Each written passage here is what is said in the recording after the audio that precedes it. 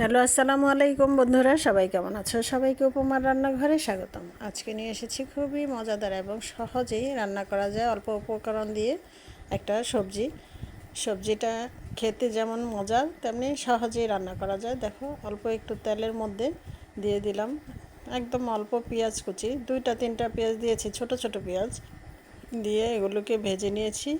এখন তেজপাতা, তারপরে মশলা দিলাম আদা রসুন গরম মশলার পেস্ট, পেঁয়াজ বাটা দিয়ে এগুলোকে ভালো করে কষিয়ে নিচ্ছি।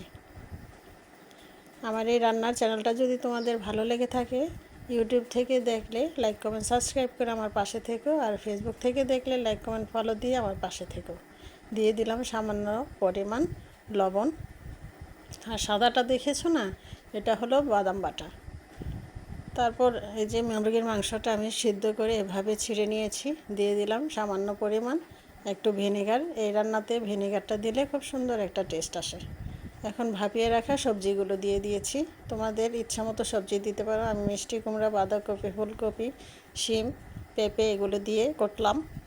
তোমাদের যেটা ভালো লাগে সেটাই করো। এই রান্নাটা খেতে কিন্তু দুর্দান্ত লাগে। দিয়ে দিলাম কর্নফ্লাওয়ার আর বাদাম বাটা একসাথে করে দিয়ে দিলাম।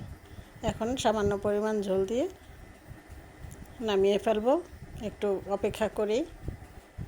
এই দেখো, কাঁচামরিচ দিয়ে দিলাম ফ্লেভারের জন্য। এই রান্নার কিন্তু খুব একটা ঝাল হয় না, মিষ্টি মিষ্টি হয়।